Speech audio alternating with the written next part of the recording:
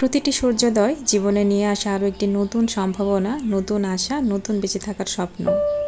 আর সেই স্বপ্নে ভর করে আমরা বেঁচে থাকি আমাদের জীবনের পথ চলাকে আমরা আরও বেশি সহজ করতে পারি।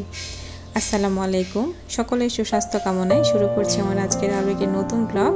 আজকের ব্লগটি দেখার জন্য আপনাদের সবাইকে স্বাগত জানাচ্ছি। আশা করছি বরাবরের মতো যে যেখানে আছেন এবং যে অবস্থাতে আছেন খুব ভালো আছেন এবং সুস্থ আছেন। আলহামদুলিল্লাহ, আল্লাহর অশেষ রহমতে আমরাও বেশ ভালো আছি এবং সুস্থ আছি। আর আজকের ব্লগটি কিন্তু আমি শুরু করে দিয়েছি একদমই সকাল থেকে। কর্মব্যস্ত একটি দিনে কিভাবে আমার সকাল থেকে শুরু করে সারা দিনটা পার করি সেটার উপরই আজকের ব্লগটা থাকছে। আশা করছি আপনাদের কাছে ভালো লাগবে এবং শুরু থেকে শেষ পর্যন্ত থাকার জন্য অনুরোধ জানাচ্ছি। সকালে চালের রুটির সঙ্গে মাংস দিয়ে আজকে আমরা সকালের নাস্তাটা করে নিলাম। আর এরপরে হচ্ছে মেয়েকে নিয়ে স্কুলের জন্য রেডি হয়ে বেরোতে হবে। আর প্রথমে মেয়েকে রেডি করে দিচ্ছি। আসলে ক্যামেরা বন্দি করতে গেলে কিন্তু সব কাজ তাহলে দেখা যাবে সকালের অংশটা দিয়ে 1-1.5 ঘন্টা পার হয়ে যাবে একটা ব্লগের। তো সেক্ষেত্রে দেখা যায় সব কিছু তো আর রাখা সম্ভব না, তার মধ্যে যে কিছু কিছু অংশ সেগুলাই রাখি। তো সকালে উঠেই নাস্তা করার পরে হচ্ছে মেয়েকে নিয়ে যে স্কুলের জন্য বেরিয়ে যাচ্ছি। আর এখন যেহেতু জানুয়ারি মাস, তো ওদের এন্ট্রি টাইমটা হচ্ছে 10:15 থেকে এবং ক্লাস শুরু হয় 10:30টায়। আর 1 ঘন্টা ক্লাস হচ্ছে এখন আপাতত, যেহেতু এখন ওদের স্পোর্টস চলছে। তো সেজন্য মেয়েকে স্কুলে নিয়ে গিয়ে তখন আর বাসায় আসা হয় না, যেহেতু 1 ঘন্টা। তো সেজন্য ওর জন্য অপেক্ষা করি, ছুটির পরে আবার বাসায় চলে আসি। আর এই তো এর মধ্যে কিন্তু আমি বাসায় চলে আসছি। তো এখন সময় হচ্ছে সকাল না দুপুর, এর দুটোর মাঝামাঝি। এখন সময় হচ্ছে প্রায় 11:15, ওদের 11:30টায় ছুটি হয়েছে। তো বাসায় এসে কিন্তু খুবই তাড়াহুড়ো লেগে যায়। আর যেহেতু বাসায় থেকে বের হওয়ার টাইমটা ছিল একদমই সকালে, তো সেই টাইমটাতে আসলে নাস্তা করা, বাচ্চাকে রেডি করা, নিজে রেডি হওয়া, তো সব কিছু মিলিয়ে বাসাটা গুছিয়ে রেখে যাওয়া সম্ভব হয়নি। তো তাই বাসায় চলে আসার পরে এখন বেডটা গুছিয়ে নিচ্ছি। আর বেডরুমটা গুছিয়ে তারপরে বাসাটা ক্লিন করে কিন্তু আবার দুপুরে রান্না করতে চলে যেতে হবে। একটা সংসারকে পারফেক্টলি ম্যানেজমেন্ট করতে হলে বা সংসারকে একদমই পরিপাটি পরিষ্কার পরিচ্ছন্ন রাখতে গেলে একজন গৃহিণীর উপরে যে কি পরিমাণ পরিশ্রম যায় বা কি পরিমাণ ধকল যায় সেটা আসলে প্রত্যেকটা গৃহিণী বলতে পারবে। হয়তো বা বাইরে থেকে দেখে বোঝা যায় না যে একটা হোম মেকার বা হাউস ওয়াইফ যারা বাসায় থাকেন তাদের প্রত্যেকটা দিন কি পরিমাণ পরিশ্রম করতে হয় বা একটা সংসারকে প্রপারলি পারফেক্টলি পরিচালনা করতে গেলে কতটা এফোর্ট দিতে হয়, সেটা আসলে বাইরে থেকে অনেকেই বুঝতে পারে না।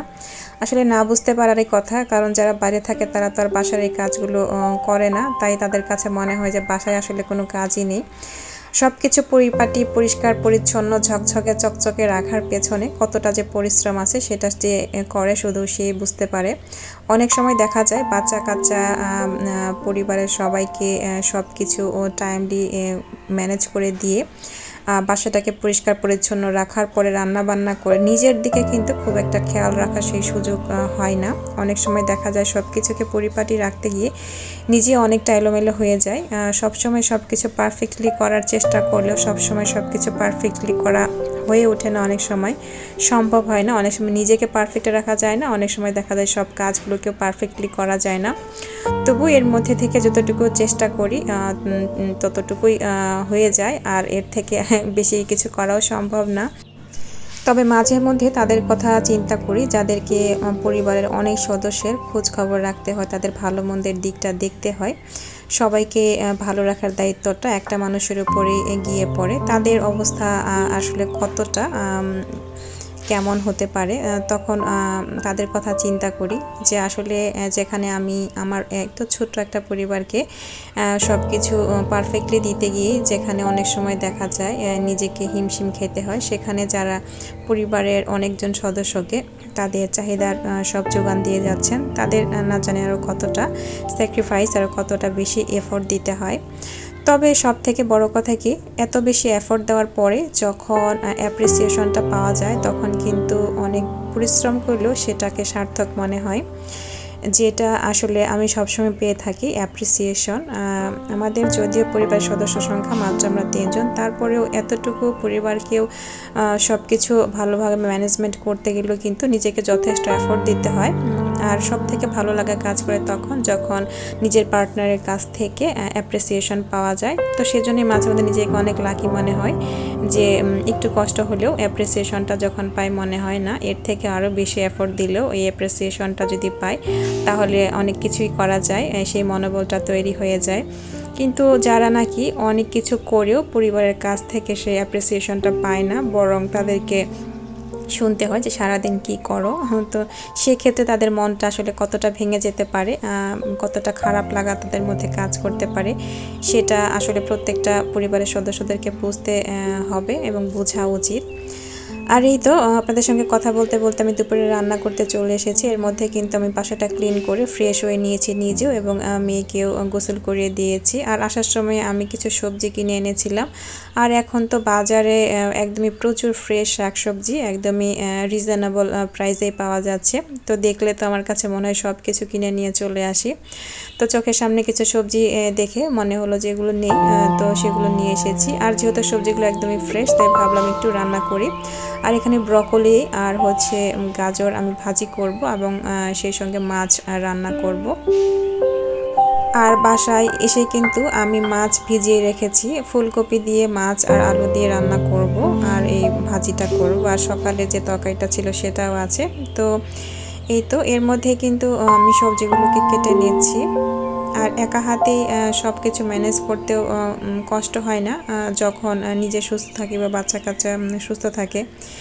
যেহেতু আমার একটাই বাচ্চা, কিন্তু যখন নিজের শরীর খারাপ থাকে তখন খুব বেশি হেল্পলেস লাগে। যেমন কিছুদিন আগে মাঝে একটু অসুস্থ হয়ে গিয়েছিলাম, তো তখন মনে হচ্ছিল যে বাসায় যদি কেউ থাকতো তাহলে অনেক বেশি স্বস্তি পেতাম।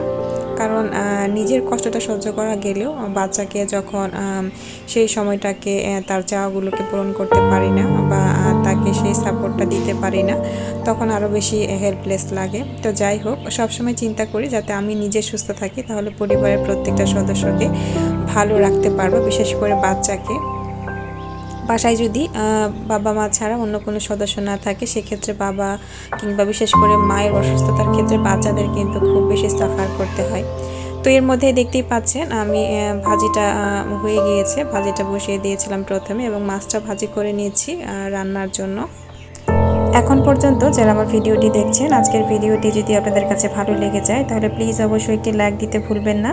আর এখনও আমার চ্যানেলটিকে সাবস্ক্রাইব করে না থাকলে অবশ্যই আমার চ্যানেলটিকে সাবস্ক্রাইব করে পাশে থাকা বেল বাটনের অল অপশনটি সিলেক্ট করে দিতে হবে। এতে করে আমার পরবর্তী ভিডিও নোটিফিকেশনগুলো আপনাদের কাছে পৌঁছে যাবে। এবং অলরেডি যারা কাজগুলো করে দিয়েছেন আপনাদের সবাইকে জানাচ্ছি অসংখ্য ধন্যবাদ। এর মধ্যে কিন্তু আমি মাছের তরকারিটা রান্না বসিয়ে দিয়েছিলাম এবং প্রায় হয়ে গিয়েছে। এখানে কিছু ধনিয়া পাতা দিয়ে দিচ্ছি।